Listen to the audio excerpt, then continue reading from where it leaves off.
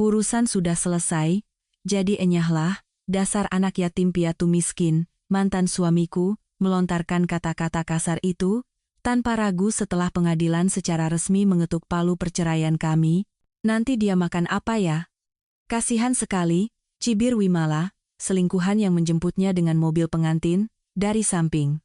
Namun, mereka sama sekali tidak tahu tentang masa laluku. Hari di mana aku menelepon kakek, pernikahan mereka berubah menjadi neraka.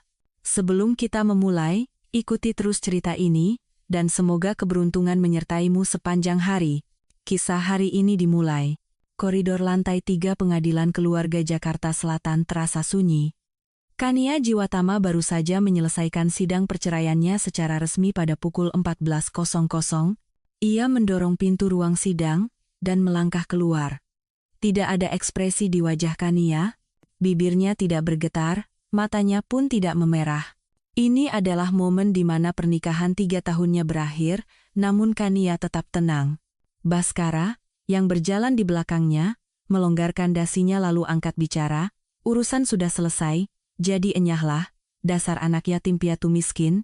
Baskara tertawa mengejek, suaranya menggema di sepanjang koridor.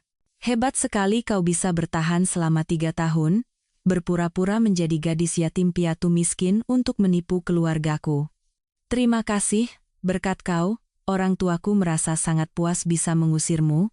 Kania berhenti dan berbalik menatap Baskara. Baskara memasukkan kedua tangannya ke saku celana dan berjalan cepat mendekati Kania.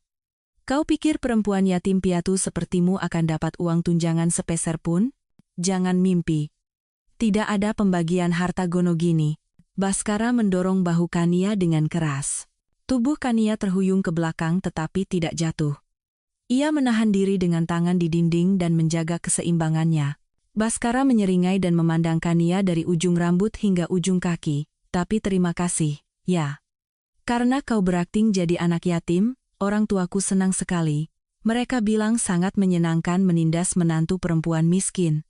Kania tidak berkata apa-apa, hanya menatap Baskara dalam diam. Lift tiba di lantai 1, terdengar bunyi ting. Baskara berjalan keluar lebih dulu, dan Kania mengikutinya perlahan. Saat melewati lobi pengadilan dan keluar dari pintu utama, terik matahari sore terasa membakar wajah, panasnya membuat sesak. Kania sedikit menyipitkan matanya. Baskara bergegas menuruni tangga menuju jalan raya. Di depan gerbang utama pengadilan, sebuah limosin hitam yang dihias dengan pita dan bunga segar untuk pernikahan terparkir. Hiasannya berkilauan di bawah sinar matahari. Wimala, yang duduk di kursi pengemudi, menurunkan kaca jendela dan melambaikan tangan.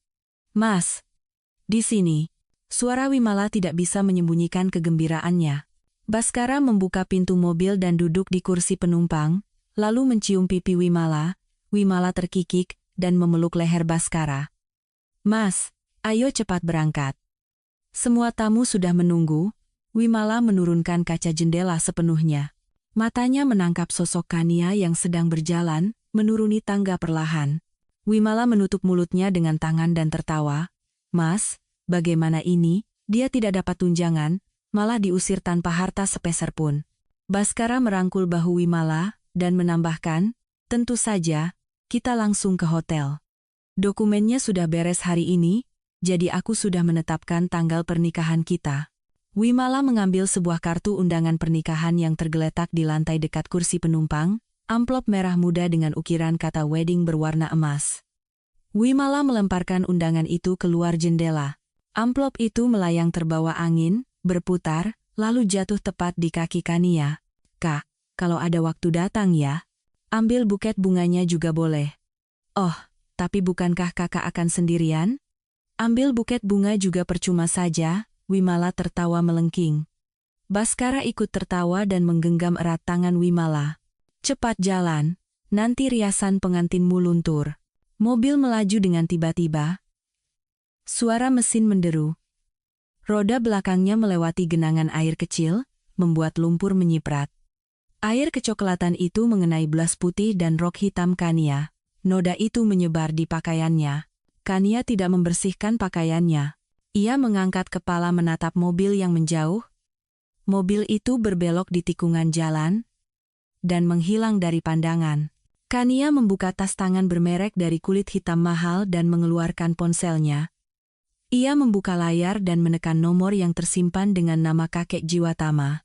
Setelah 2 kali dering, panggilan tersambung. Suara seorang pria yang dalam dan tegas terdengar. Kania? Iya, kakek. Ini aku. Suara Kania tenang dan mantap. Semuanya sudah beres. Baru saja menandatangani di hadapan hakim. Sekarang, aku dan Baskara sudah menjadi orang asing. Keheningan sejenak menyelimuti sambungan telepon, diikuti oleh suara lembut kakek. Pasti berat ya, bertahan selama 3 tahun ini. Kania menatap gedung pengadilan dan melanjutkan, mulai sekarang. Putus semua jalur keuangan PT Emas Gemilang Konstruksi dan urus masalah cek kosong mereka. Mata Kania menjadi dingin. Sesuatu yang telah ia siapkan selama 3 tahun harus meledak bersamaan hari ini. Baskara harus jatuh sebelum pernikahannya dimulai. Aku akan perintahkan sekretaris untuk segera menanganinya. Aku berangkat dulu, kek. Sampai jumpa. Percakapan singkat itu berakhir. Kania memasukkan kembali ponselnya ke dalam tas. Saat itu, 5 sedan hitam mewah berbaris memasuki area parkir pengadilan. Semuanya adalah mobil impor mewah model yang sama. Mobil-mobil itu berhenti berjajar di depan tempat Kania berdiri. Pintu pengemudi mobil terdepan terbuka. Seorang pria berjas hitam turun dari mobil dan membungkuk hormat pada Kania. Pria paruh baya berusia 50-an itu memiliki postur yang tegap. Nona Direktur, kami sudah datang menjemput. Sekretaris itu, dengan sopan membuka pintu belakang. Kania masuk ke dalam mobil. Interior mobil terasa sejuk, dan jok kulitnya menebarkan aroma wangi yang lembut. Sekretaris duduk di kursi pengemudi dan menoleh ke belakang. Saya sudah menyiapkan tabletnya, Nona. Ia mengambil sebuah kotak kulit hitam yang diletakkan di kursi penumpang depan dan menyerahkannya ke belakang. Kania menerima kotak itu dan membukanya. Layar tablet penuh dengan daftar berbagai pihak, bukti penggelapan dana oleh Baskara, penyalahgunaan kartu kredit perusahaan oleh Wimala, bukti rekayasa akuntansi PT Emas Gemilang Konstruksi, dan rekening rahasia Baskara. Ia menggeser layar dengan jarinya, memeriksa file satu persatu. Sebuah tabel berisi angka-angka terbuka. Jumlah uang yang digelapkan Baskara dari perusahaan selama 3 tahun lebih dari 15 miliar rupiah. Daftar belanja barang-barang mewah Wimala dengan kartu kredit perusahaan juga bernilai miliaran rupiah. Kania sedikit menyeringai. Tuntutan hukumnya nanti saja. Yang pertama, buat pernikahan hari ini menjadi neraka, kata Kania dingin sambil menutup tablet. Rampas segalanya dari mereka di saat mereka paling bahagia. Itu akan menjadi yang paling menyakitkan. Siap, Nona. Saya akan laksanakan perintah. Sekretaris menyalakan mesin, konvoi mobil meninggalkan pengadilan. Orang-orang di jalan memandang iring-iringan sedan mewah itu dengan heran. 1 jam kemudian, di aula resepsi sebuah hotel mewah di kawasan Sudirman. Lampu gantung kristal di langit-langit bersinar gemerlapan. Lorong dari pintu masuk menuju panggung dihiasi dengan mawar putih dan bunga lili. Di atas panggung, sebuah kotak seserahan dihiasi dengan lilin emas dan kain putih. Para tamu mulai berdatangan dan memenuhi ruangan. Di ruang rias pengantin, Wimala sedang bercermin sambil memoles lipstik. Gaun pengantin putih bersihnya berkilauan di bawah cahaya lampu. Pintu ruang rias terbuka, 2 teman Wimala masuk. Wimala, selamat ya, cantik banget. Akhirnya jadi nyonya besar, iri deh. Wimala tersenyum lebar dan melambaikan tangan. Terima kasih, hari ini aku benar-benar bahagia, seperti mimpi. Seorang temannya melihat ponselnya, dan raut wajahnya menegang. Tangan temannya yang memegang ponsel sedikit bergetar. Wimala. Temannya menyodorkan layar ponsel. Wimala menatap layar itu. Notifikasi berita kilat muncul. Berita kilat, PT Emas Gemilang Konstruksi mengalami gagal bayar cek pertama. Semua rekening perusahaan dibekukan. Bank kreditor menuntut pelunasan segera. Jeritan kecil keluar dari mulut Wimala. Apa-apaan ini? Lipstik di tangannya jatuh ke lantai. Wimala meraih ponselnya dengan tangan gemetar. Ia buru-buru membuka aplikasi mobile banking. Saldo di rekening perusahaan menunjukkan angka 0. Kartu kredit perusahaan yang terhubung dengan rekening pribadinya juga telah diblokir. Wajah Wimala pucat pasi, harus telepon Mas Baskara. Apa yang terjadi? Wimala segera menekan nomor Baskara. Hanya nada sambung panjang yang terdengar. Di aula resepsi, Baskara sedang berjalan menyapa para tamu. Ia tidak merasakan getaran ponsel di sakunya. Pak Baskara? Bisnis Anda kelihatannya bagus sekali ya? Sapa seorang pria berusia 60-an, sambil menepuk pundaknya. Tentu saja, Pak. Sedang persiapan untuk go public. Bulan depan akan kami mulai prosesnya secara serius, jawab Baskara dengan bangga. Pada saat yang sama, di penthouse markas besar Jiwatama Group, pintu ruang ganti terbuka. Ruangan itu luas dan mewah seperti butik kelas atas. Gaun-gaun bermerek tergantung rapi berdasarkan warna di lemari pakaian yang besar. Kania mengambil gaun berwarna merah anggur. Kain sutranya terasa lembut di tangan. Ia berganti pakaian dan berdiri di depan cermin besar. Seorang penata rambut menyanggul rambut panjang Kania dengan elegan. Seorang penata rias dengan hati-hati memoleskan lipstik merah.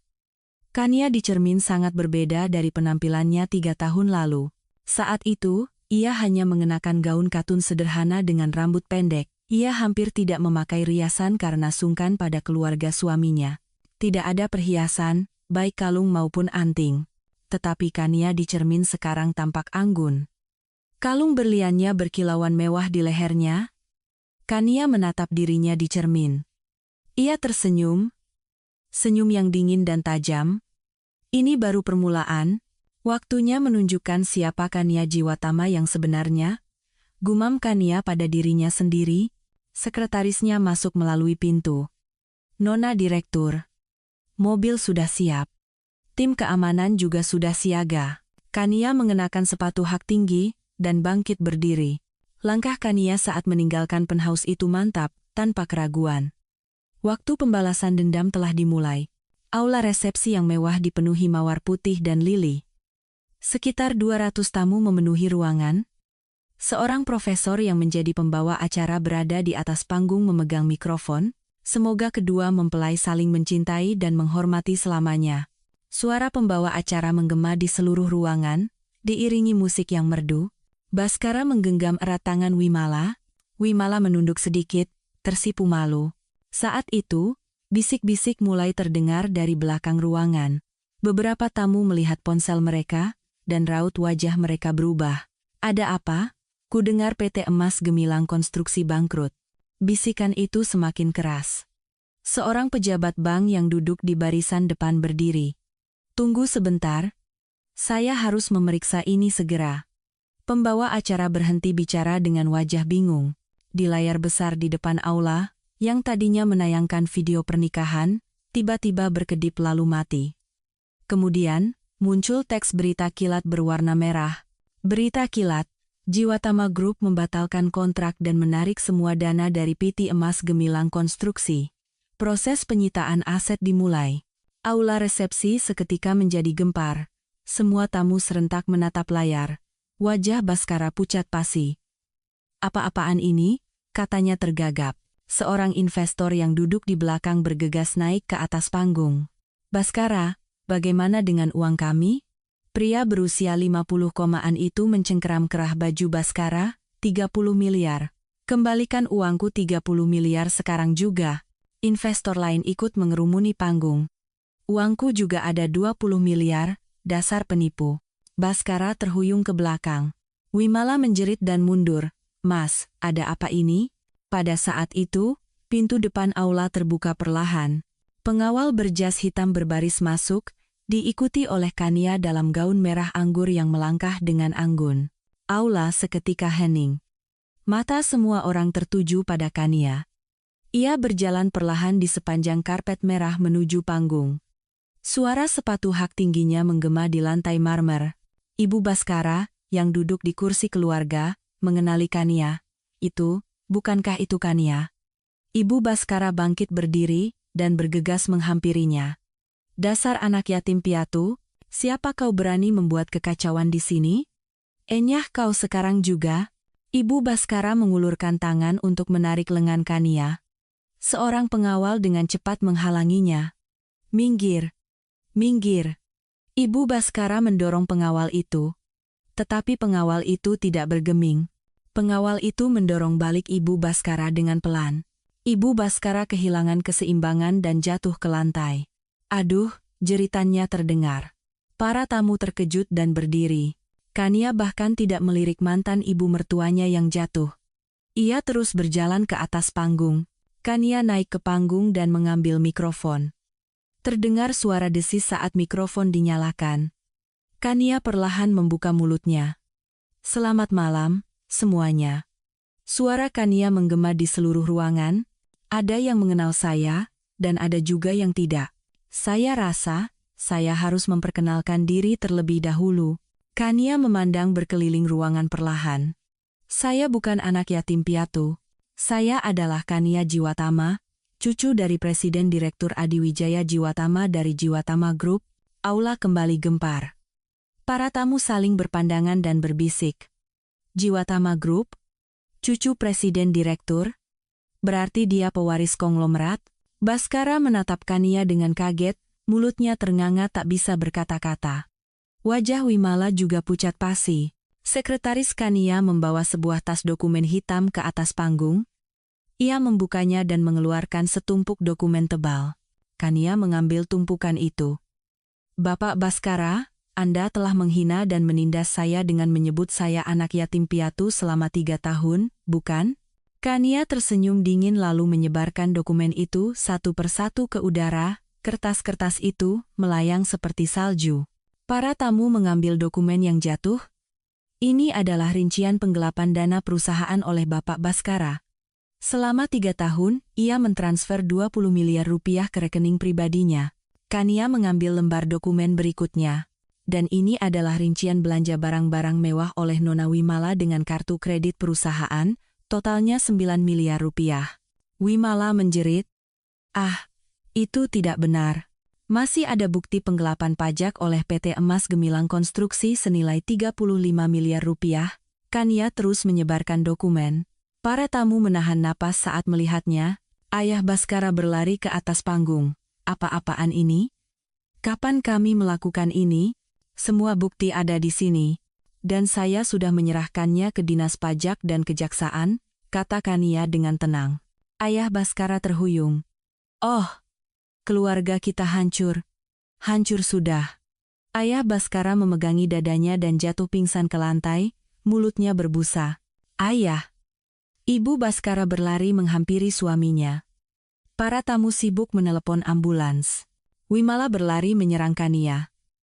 Ini semua salahmu. Kau menghancurkan segalanya. Wimala mengangkat tangannya untuk menampar Kania. Kania dengan cepat menangkap pergelangan tangan Wimala. Ia memelintirnya. Aduh. Wimala menjerit kesakitan. Kania berbisik di telinga Wimala, balasan karena merebut suamiku adalah menjadi nyonya dari perusahaan yang bangkrut, murah sekali, bukan? Kania melepaskan pergelangan tangan Wimala dengan kasar.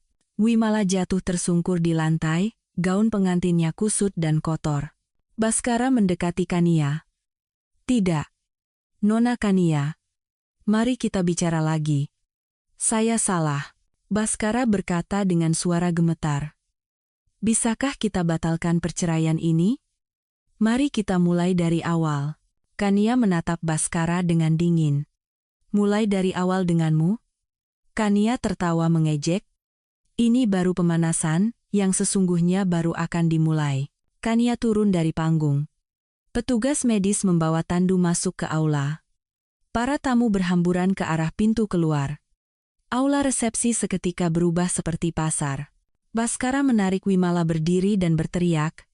Ini semua salahmu. Kalau kau tidak menggodaku, hal seperti ini tidak akan terjadi. Wimala menepis tangan Baskara. Apa?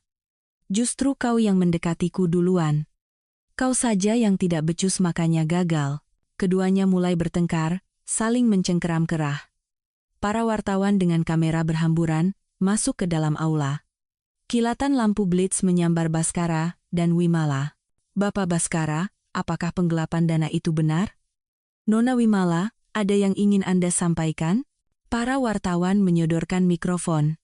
Kania berjalan keluar dari aula, meninggalkan semua kekacauan itu di belakangnya. Para pengawal mengikutinya dengan waspada. Di luar pintu keluar, wartawan sudah menunggu. Kilatan lampu blitz tak henti-hentinya. Nona Kania, apakah hari ini Anda datang untuk balas dendam? Apa rencana Anda selanjutnya terhadap mantan suami Anda? Kania tidak menjawab pertanyaan apapun. Ia hanya tersenyum, masuk ke mobil, dan pergi. Hotel yang terpantul di kaca spion tampak semakin kecil. Kania memandang keluar jendela dan berkata dalam hati, ini baru permulaan. Sekretaris yang memegang kemudi mengangguk. Saya akan menyiapkan langkah selanjutnya, Nona. Mobil melaju dengan tenang di jalanan Jakarta pada malam hari.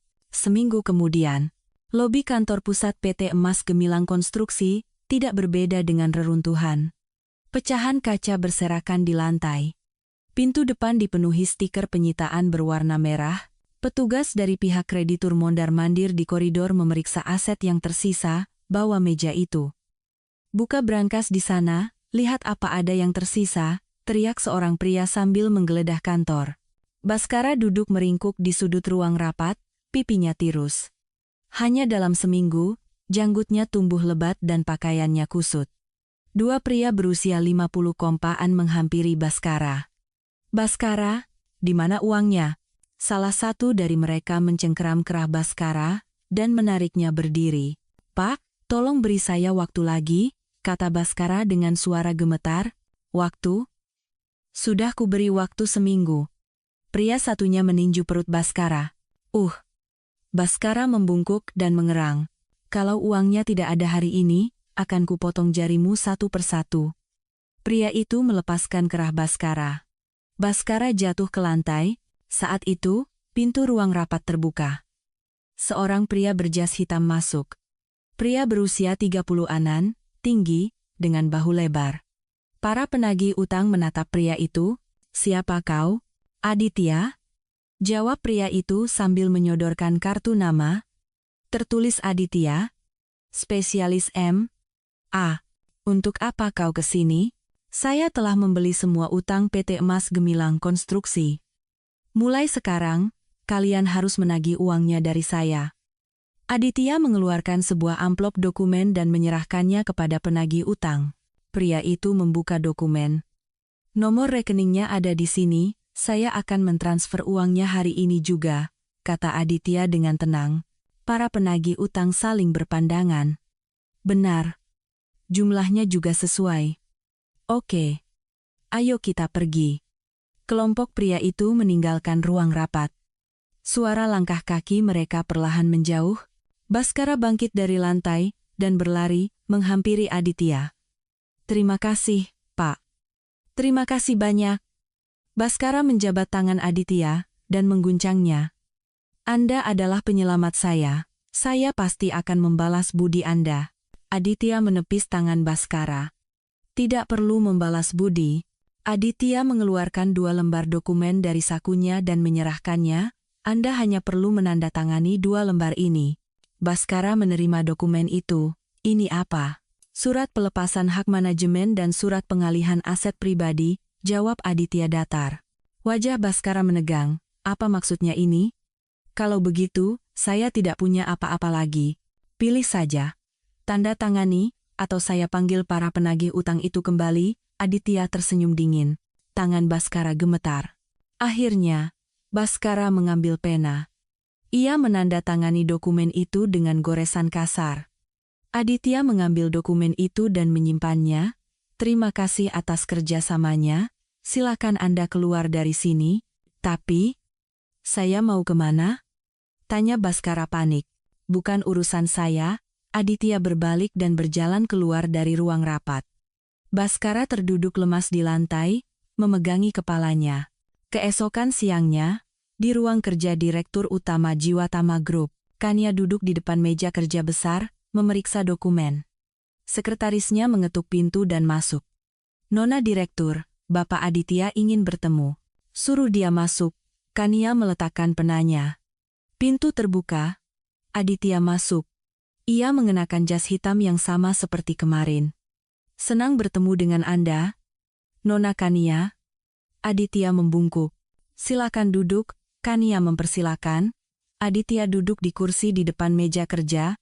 Ada urusan apa? Tanya Kania, sambil melipat tangan di dada. Saya punya penawaran. Aditya mengeluarkan dokumen dari tasnya dan meletakkannya di atas meja. Saya telah mengakuisisi PT Emas Gemilang Konstruksi.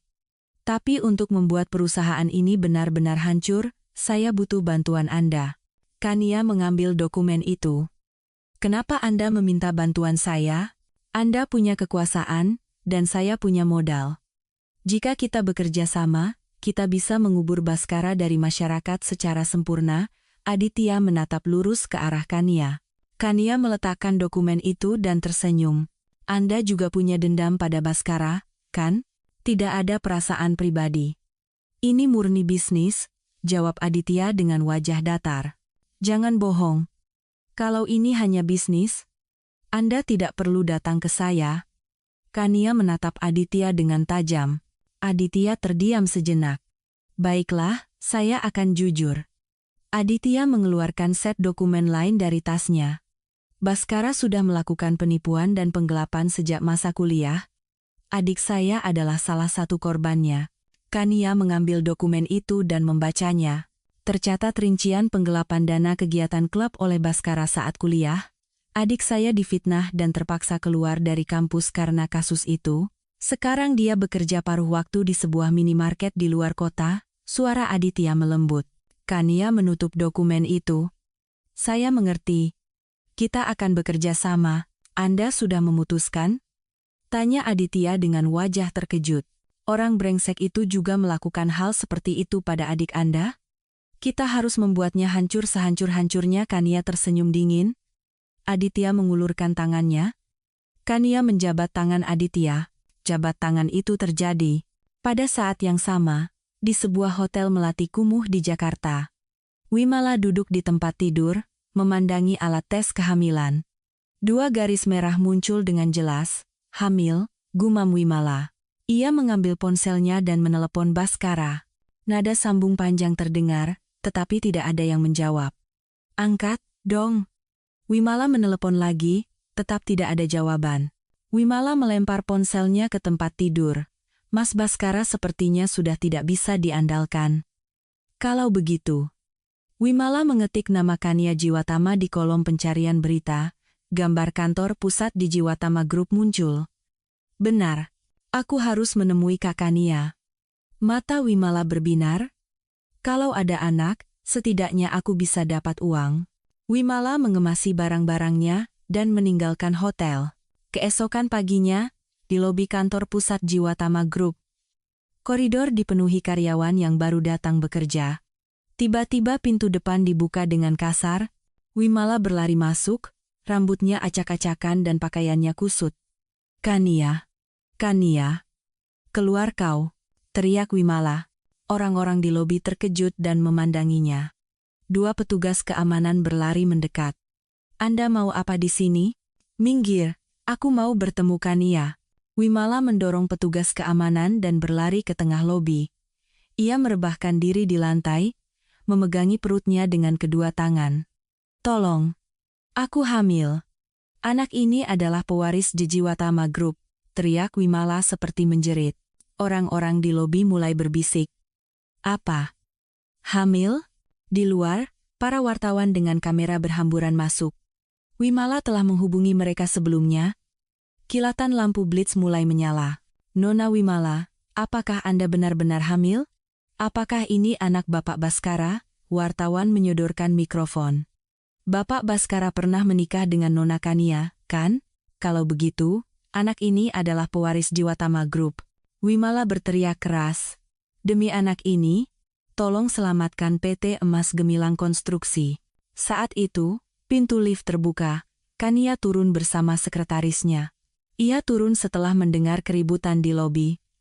Wimala melihat Kania dan merangkak di lantai. Kak, tolong aku. Demi anak ini, Kania menatap Wimala, wajahnya tidak berubah. Kania mengangguk pada sekretarisnya. Sekretaris itu menelepon seseorang. Layar televisi besar di depan lobi menyala. Di layar, muncul catatan medis dari sebuah klinik kandungan. Nona Wimala hamil pada bulan Oktober tahun lalu, kata Kania dengan tenang.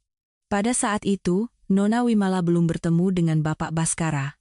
Jadi, ini anak siapa? Layar berubah. Muncul foto Wimala bersama seorang pria. Ini adalah catatan Anda tinggal bersama dengan saudara Tirtayasa, seorang pelatih pribadi, dari bulan Agustus hingga Desember tahun lalu. Kania menunjuk ke layar. Wajah Wimala pucat pasi. Tidak mungkin. Saat itu, Baskara berlari masuk dari pintu lobi.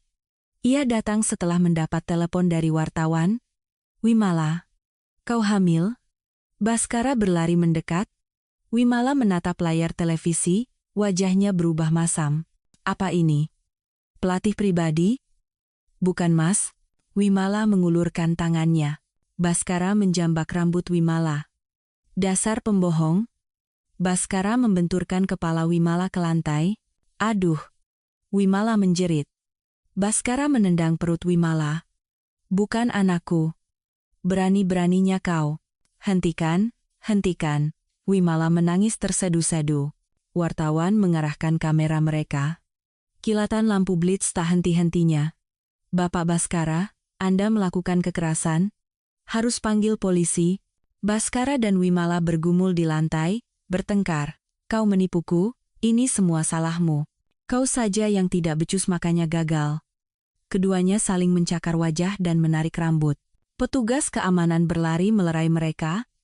Kania menyaksikan kejadian itu dengan tenang. Sekretaris berbisik padanya. Nona Direktur, sebaiknya kita naik.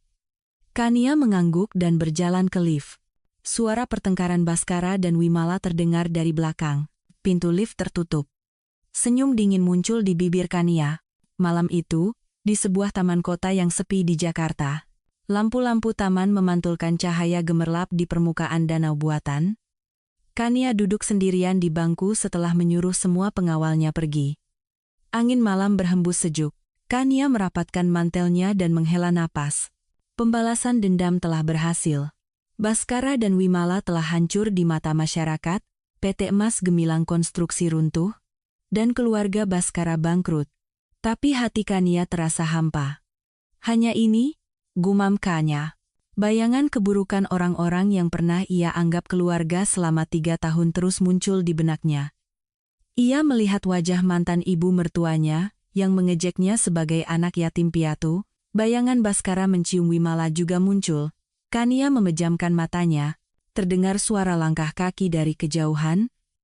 Seseorang berjalan mendekat perlahan. Kania membuka mata dan menoleh.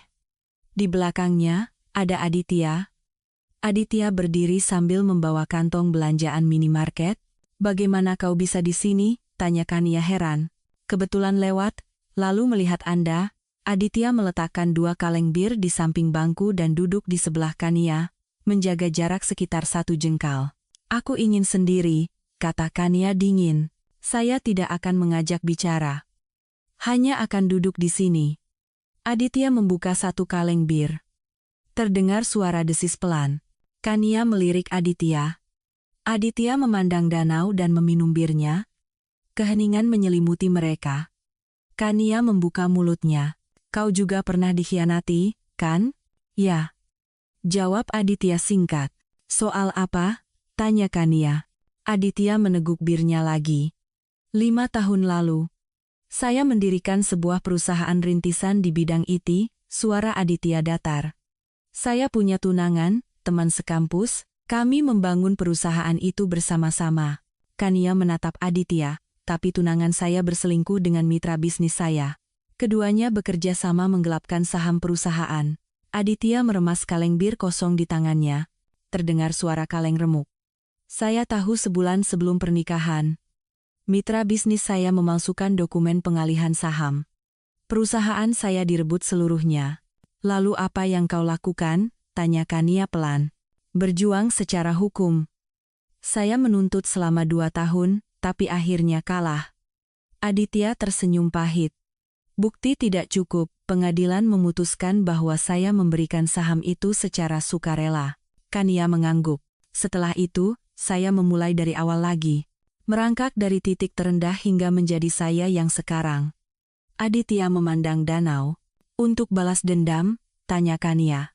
Awalnya iya. Tapi seiring berjalannya waktu, ada hal yang lebih penting dari balas dendam. Apa itu? Bangkit kembali. Saya pikir, itulah pembalasan dendam yang sesungguhnya. Aditya berbalik menatap Kania. Mata Kania memerah. Air mata mengalir di pipinya.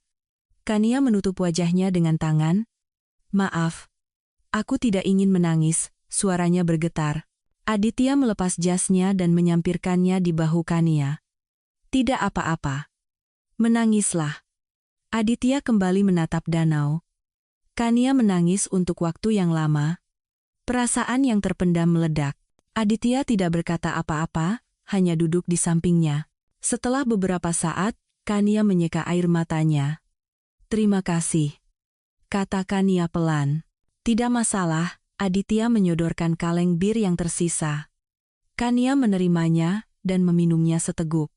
Bir dingin itu terasa menyegarkan. Apa yang akan kau lakukan selanjutnya? Tanya Aditya. Tidak tahu. Balas dendam sudah selesai, tapi aku belum memikirkan langkah selanjutnya, jawab Kania jujur. Bolehkah saya memberikan usulan? Aditya menatap Kania. Apa? Mari kita coba proyek baru menggunakan lahan milik PT Emas Gemilang Konstruksi. Bagaimana? Proyek apa? Kania berbalik menatap Aditya. Kota cerdas hijau.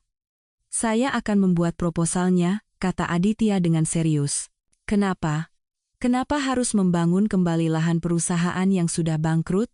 Bukan membangun kembali, tapi memulai yang baru. Menciptakan sesuatu lebih mengesankan daripada menghancurkan, bukan? Aditya tersenyum. Kania menatap Aditya dengan saksama. Tatapan Aditya terlihat tulus. Akan kupikirkan, Kania tersenyum kecil. Bagus. Besok, saya akan kirim proposalnya. Aditya bangkit berdiri. Sebaiknya kita pulang. Angin malam sudah dingin. Kania ikut berdiri. Ia melepas jas Aditya dan mengembalikannya. Terima kasih untuk hari ini. Sama-sama.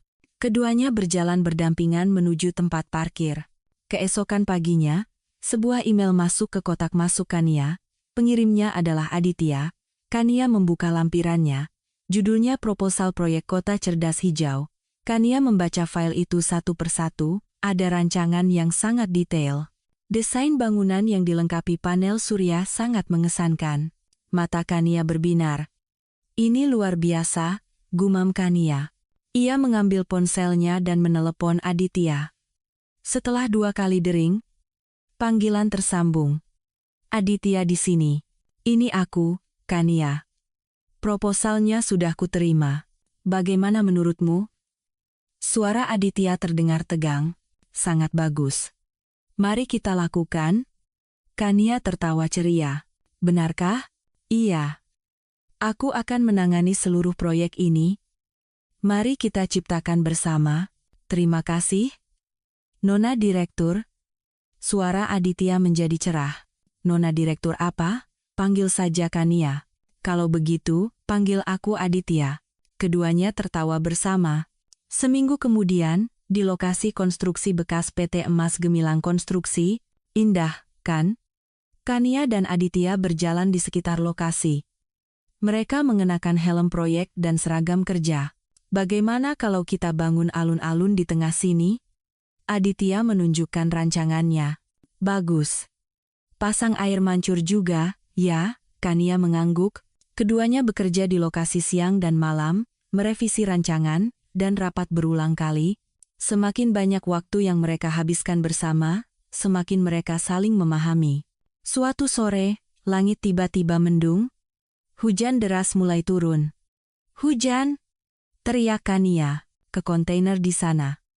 Aditya menggandeng tangan Kania dan berlari. Keduanya berlari masuk ke dalam kontainer yang sempit. Suara hujan yang menghantam atap terdengar keras.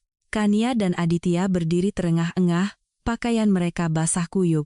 Kau tidak apa-apa? Aditya menatap Kania dengan cemas. Iya, tidak apa-apa, Kania menyibakkan rambut basahnya ke belakang telinga.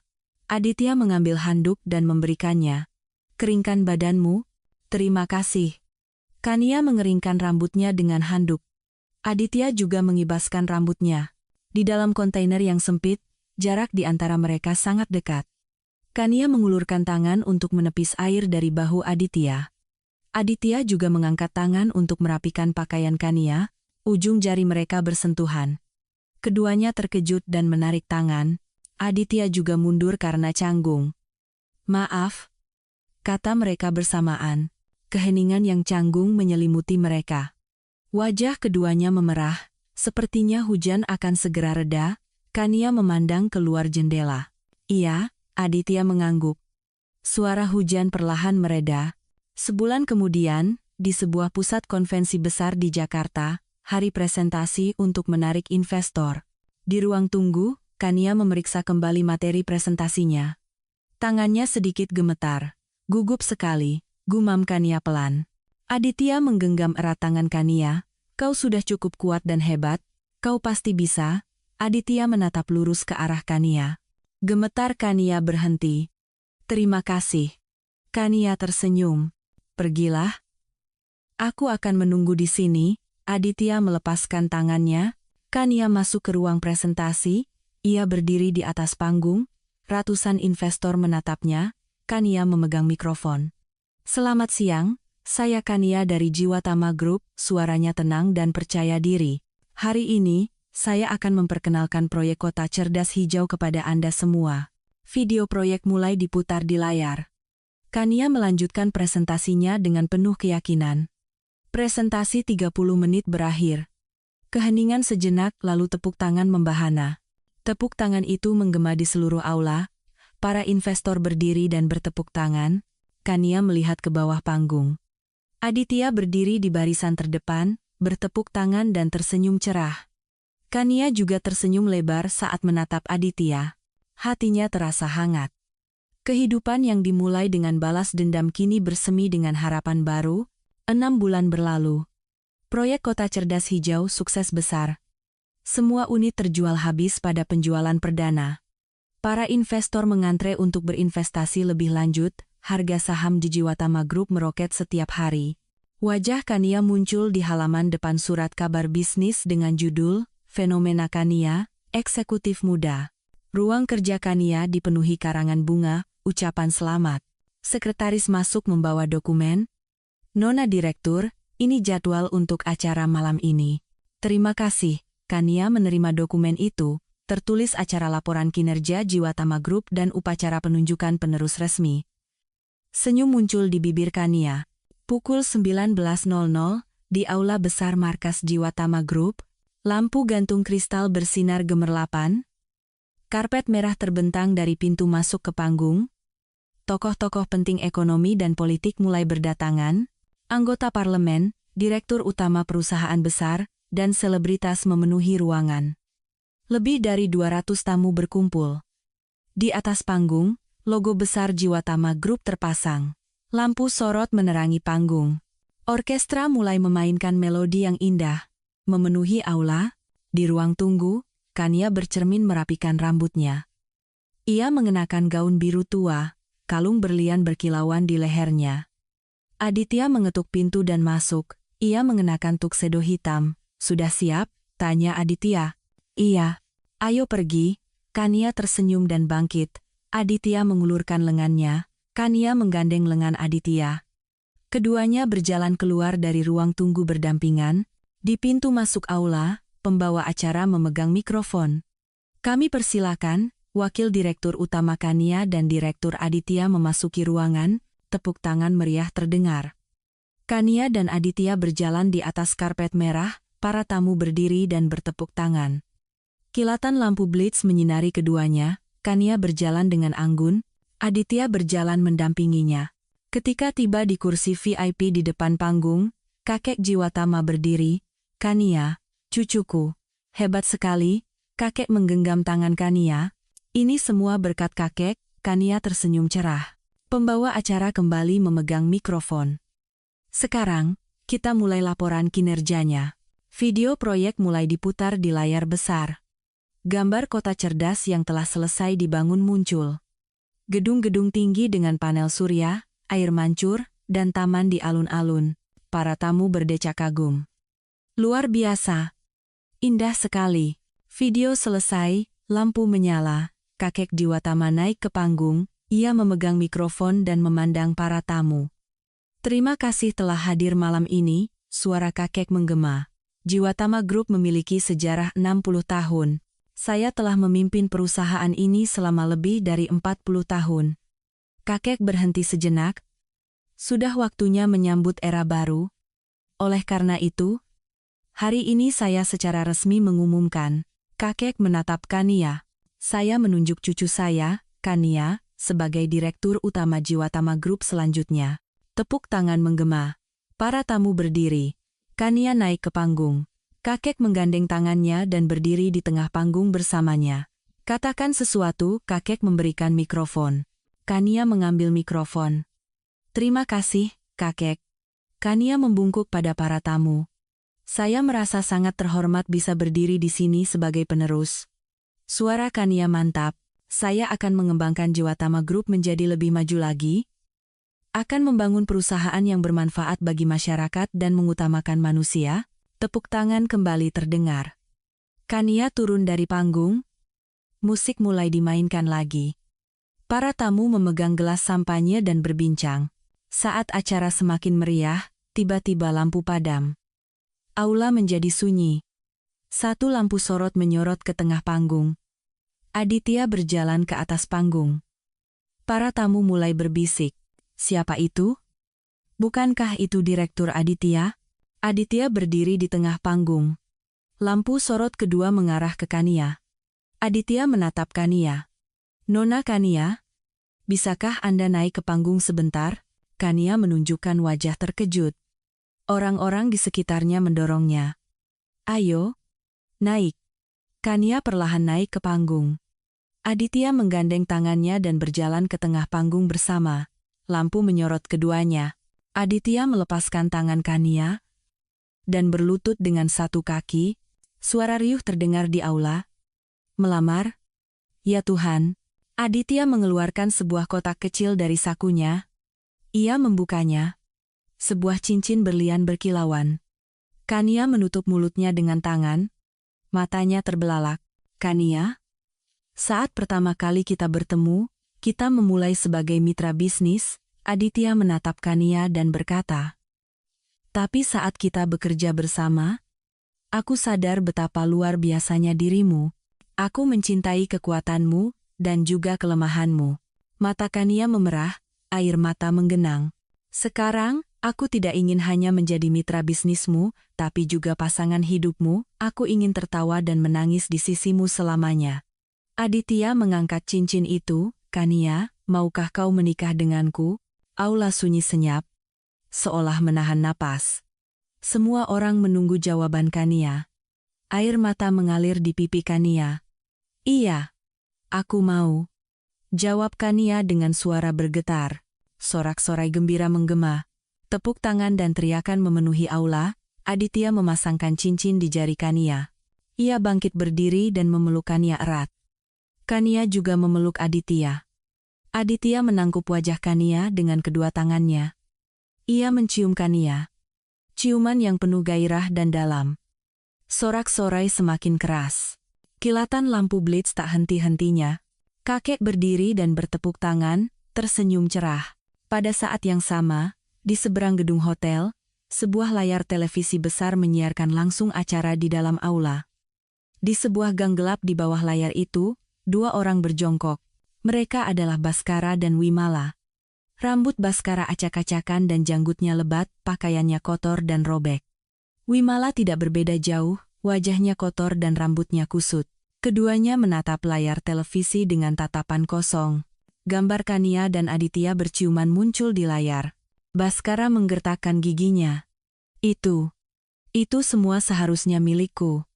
Gumam Baskara dengan suara bergetar. Ia berbalik dan berteriak pada Wimala. Ini semua salahmu. Kalau kau tidak menggodaku, Tempat itu seharusnya jadi milikku. Baskara mencengkeram kerah Wimala.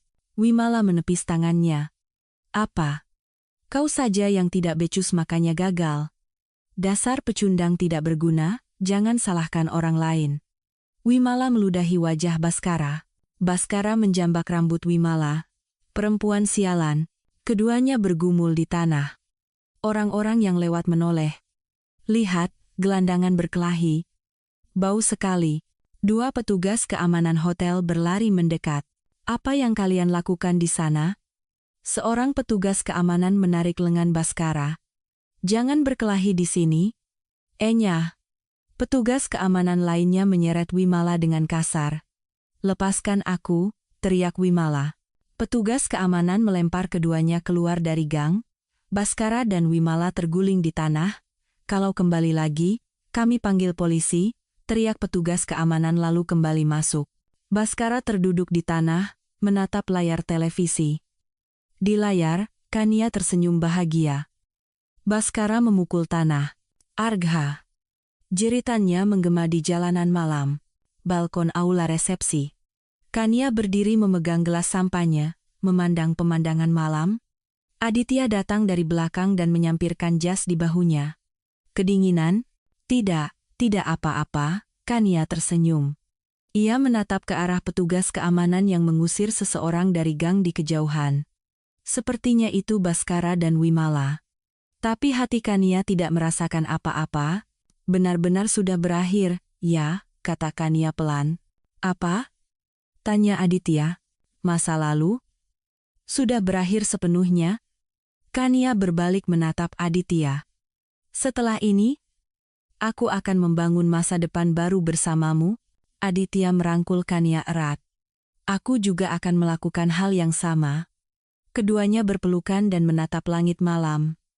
Bintang-bintang bersinar gemerlapan. Suara musik terdengar dari dalam. Terdengar tawa para tamu. Senyum damai muncul di bibir Kania. Pembalasan dendam telah berakhir. Dan cinta telah dimulai. Kehidupan baru Kania sedang dimulai. Epilog. Setahun kemudian, di sebuah sore musim kemarau yang cerah, taman di belakang kantor pusat Jejiwatama Group dipenuhi bunga. Mawar putih dan lili menghiasi seluruh taman. Di atas halaman rumput, sebuah gapura pernikahan dihiasi kain putih, 50 kursi diatur di kedua sisi. Pernikahan yang sederhana, hanya mengundang kerabat dan teman dekat. Kakek Jejiwatama duduk di barisan terdepan, tersenyum bahagia. Musik klasik mengalun lembut. Di pintu masuk taman, Kania muncul. Ia mengenakan gaun pengantin putih bersih, berhiaskan renda yang berkilauan di bawah matahari. Ia mengenakan mahkota bunga kecil di kepalanya. Kania berjalan perlahan, para tamu berdiri dan bertepuk tangan. Wajah Kania penuh dengan senyum damai, sangat berbeda dari pernikahan dengan Baskara 3 tahun lalu. Senyum yang tulus dari hati. Aditya berdiri di bawah gapura, mengenakan tuxedo putih, tersenyum cerah melihat Kania. Matanya berkaca-kaca. Kania berdiri di samping Aditya. Keduanya saling berhadapan. Hari ini, kedua mempelai akan mengucapkan janji yang mereka tulis sendiri, kata pembawa acara. Aditya mengeluarkan secari kertas. Kania. Katanya menatap Kania lurus. Saat pertama kali aku bertemu denganmu, aku hanya memikirkan balas dendam. Tapi bersamamu, aku belajar bahwa yang lebih penting dari balas dendam adalah cinta. Suara Aditya bergetar. Aku akan berada di sisimu di saat kau sulit, tertawa saat kau tersenyum, dan menangis saat kau sedih. Aku akan mencintaimu selamanya. Air mata mengalir di pipi Kania. Kania juga mengeluarkan secari kertas. Aditya, kau muncul di saat aku paling terpuruk, kau membantuku bangkit dari kehancuran. Kania berhenti sejenak, menahan air mata. Tanpamu, aku mungkin masih terjebak dalam kegelapan balas dendam. Kaulah yang menunjukkan cahaya padaku. Sekarang, aku ingin menjadi cahayamu. Aku akan mencintaimu, di sisimu selamanya. Para tamu bertepuk tangan. Sekarang, silakan berciuman, kata pembawa acara. Aditya menangkup wajah Kania dan menciumnya. Ciuman yang panjang dan dalam, sorak-sorai dan tepuk tangan terdengar. Kelopak mawar merah muda berjatuhan dari langit, kejutan dari para tamu. pada saat yang sama, di Lembaga Pemasyarakatan Cipinang. Di sebuah sel isolasi, Baskara duduk di ranjang besi, mengenakan seragam narapidana. Rambutnya dipotong pendek, wajahnya tirus, dengan lingkaran hitam di bawah matanya. Ia memegang sobekan koran. Judulnya, Presiden Direktur Kania Jiwatama, menikah dengan Direktur Aditya. Dalam foto, Kania dan Aditya tersenyum. Tangan Baskara gemetar. Ia meremas koran itu. "Argha!" teriaknya, memukul pintu sel. Darah mengalir dari buku-buku jarinya. Seorang sipir datang. "Kenapa teriak-teriak? Bunuh saja aku. Tolong bunuh aku." Baskara bersujud di lantai, menangis. "Mati? Kau dihukum seumur hidup? Kau akan membusuk di sini selamanya." Sipir itu tertawa mengejek dan pergi. Pintu sel ditutup. "Itu semua milikku." Isak tangis Baskara menggema di sel yang sunyi, di bengkel jahit penjara wanita. Wimala duduk di depan mesin jahit, mengenakan seragam narapidana. Wajahnya tanpa ekspresi, matanya kosong. "Wimala," panggil seorang sipir. Ia bergegas ke ruang kunjungan. Di balik kaca, ibunya duduk.